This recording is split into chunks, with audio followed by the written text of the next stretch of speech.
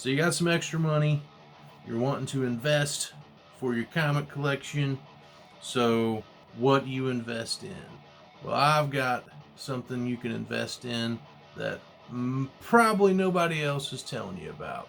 So what is it? Stay tuned, find out.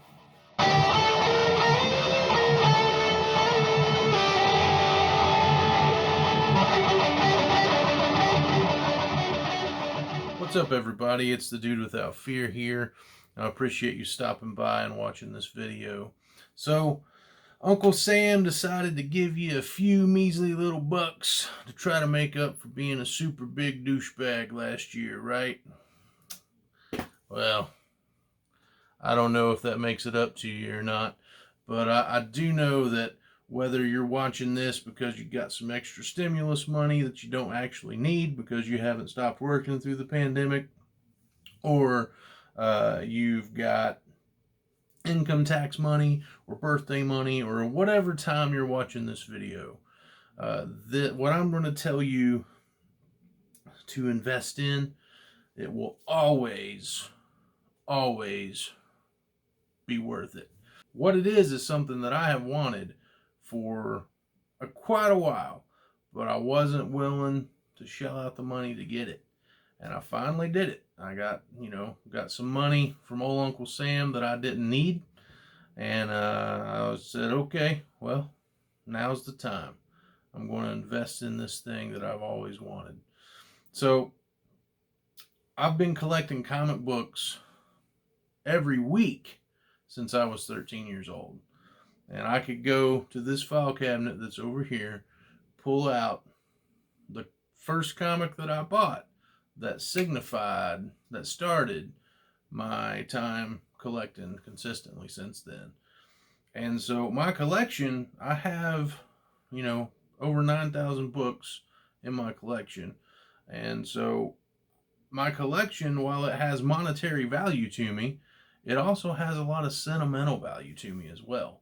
And honestly, if something were to happen to this collection, I don't know what I would do. And that is why, with my stimulus money, I invested in comic book insurance. Now, you might want to stop watching this video right now. I don't know why, but every time I've brought up insuring your comic book collection, or specifically comic book insurance on the old interwebs, people get really butthurt and defensive about it, man. They come at me like I don't know what I'm talking about.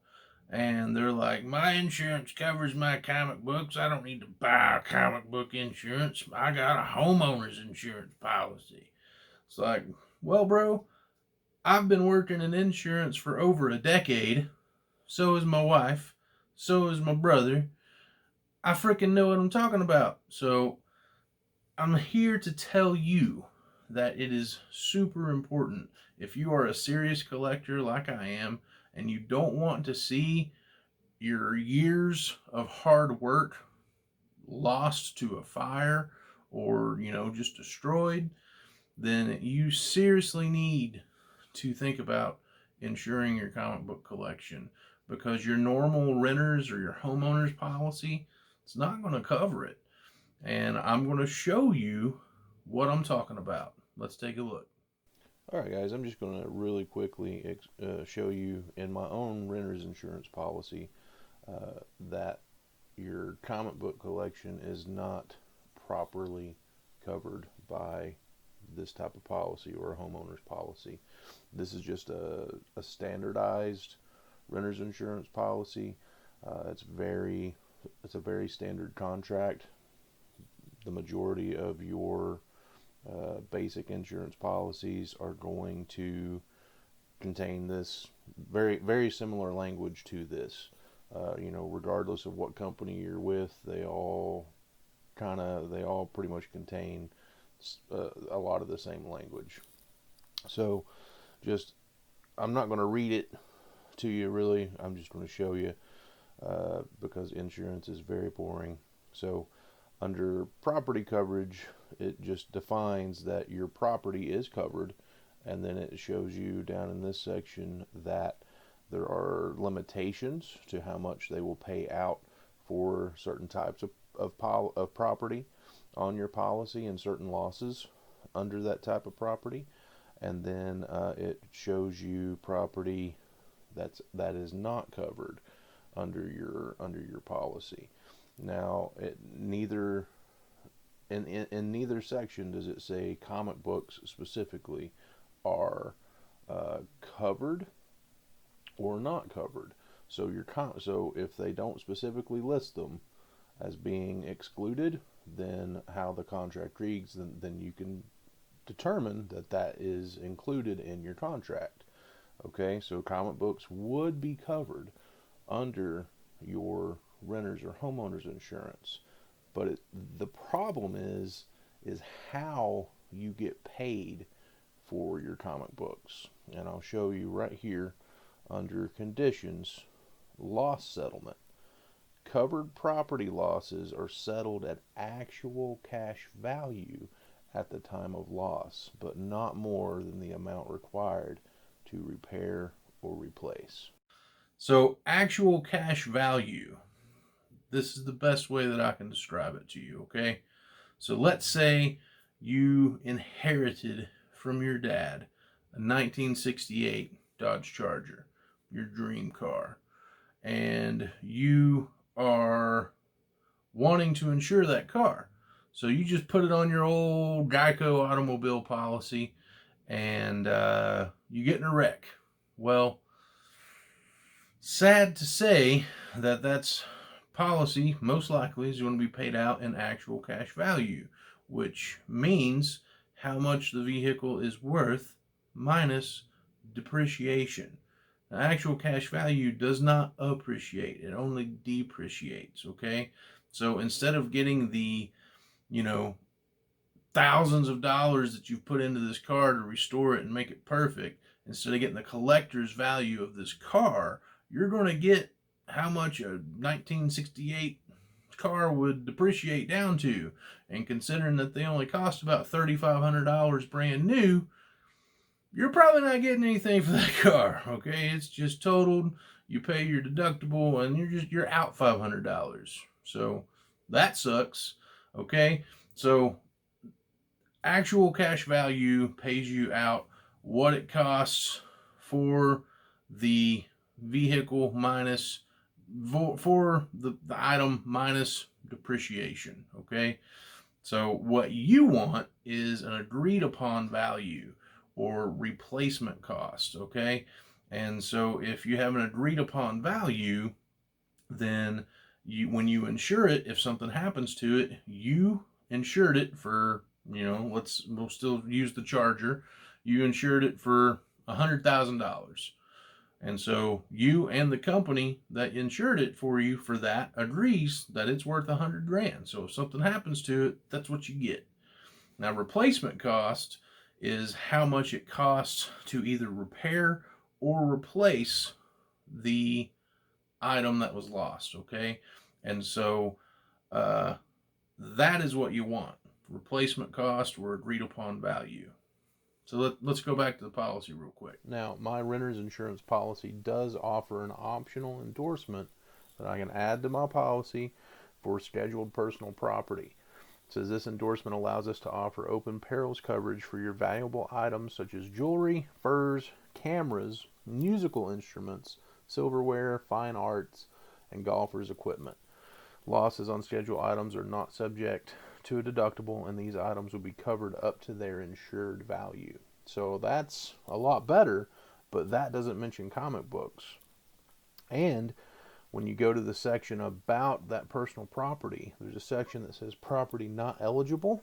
It says antiques, fine arts, paintings, and similar articles of rarity or antiquity which cannot be replaced, memorabilia, souvenirs, collector's items, and similar articles whose age or history contribute to their value. So see, there you go. Your normal renters or homeowners insurance doesn't provide anything more than actual cash value for your books. If you want the collector's value of your comics, you got to put them on a collector's policy. That's why, in the scenario with the car, that's why you can't put those cars on normal automobile policies, because they don't pay out that value. That's why collectors and antique vehicle policies exist. And so it's the same with comic books.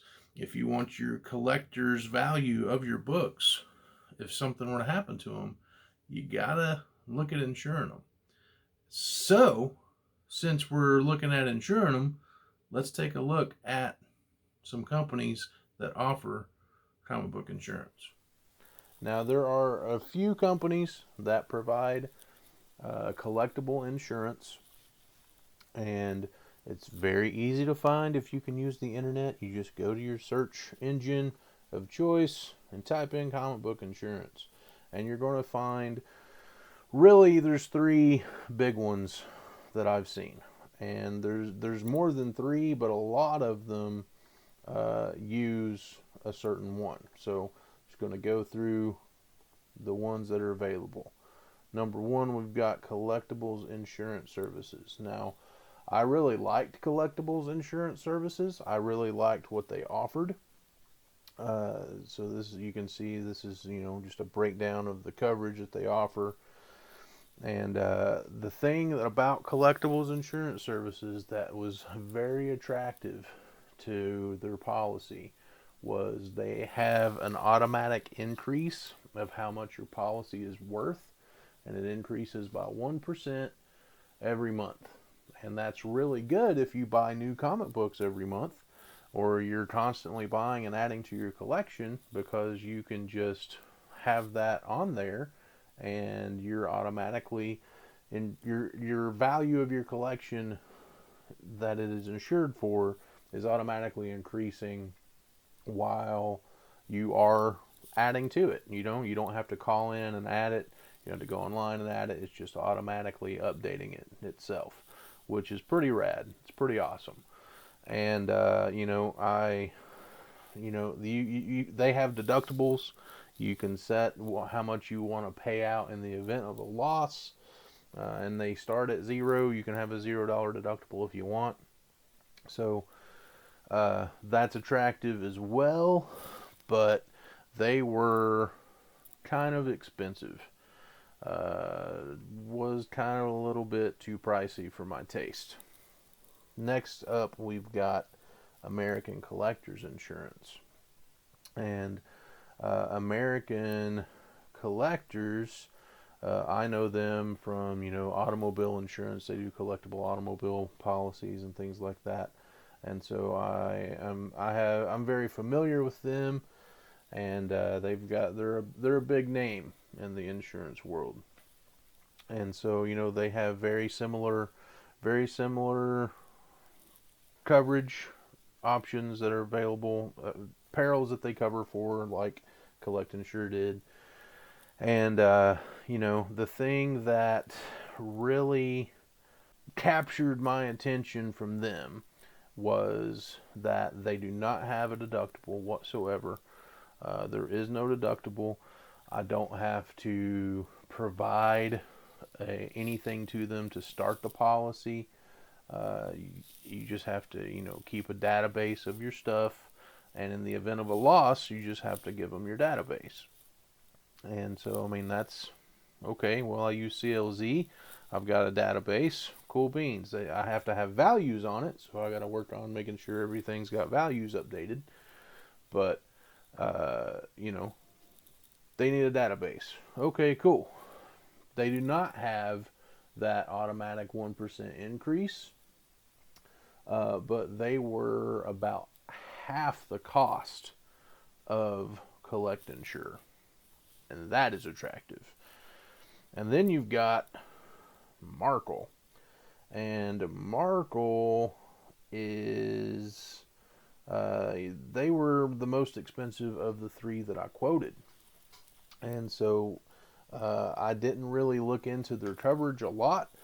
Once I got the price quote, I quoted them all for the same amounts and everything. Once I got the price quote with Markel, I was like, yeah, I'm not going to go with you. And all the other companies that I looked at, they used Markle, so it was odd. So I wound up going myself with American Collectors, and they were super awesome to me. A fantastic first impression, and you know, when you're dealing with a company that's insuring your collection, then you know, you definitely, that first impression matters, and that first impression that they gave me was excellent. Fantastic customer service, and I very happy that I finally took the step and insured my collection. So I'm telling you, if you've got a serious comic book collection that you don't want to see ruined or lost due to, you know, a fire or flooding or theft, whatever, then you seriously need to consider using some of this extra money that you've got right now to insure your comic book collection. If I didn't have this insured and I lost it and it wasn't covered, then I would probably just stop collecting, because I would not want to put in all the time again of getting all this stuff. I just probably wouldn't, because I'd have to restart from scratch. No money, not enough money. It would be very discouraging to me. But if it's insured and I get all this money, if I decide that I don't want to collect anymore, then I at least have all the money that this collection is worth if I lost it. And if I did decide that I want to get everything back, then I can do it all over again, and I don't have to. It's already paid for. So I'm telling you, insurance is important, and insuring your collectibles is super important. If it's one of the companies that offers us collectible insurance says, it's their motto, if it's important enough to collect, it's important enough to insure. And I totally agree with that.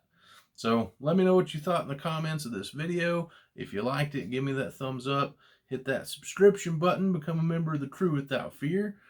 So I appreciate you all watching. I hope you enjoyed it. As always, be excellent to each other, okay? Don't be douchebags. And take it easy.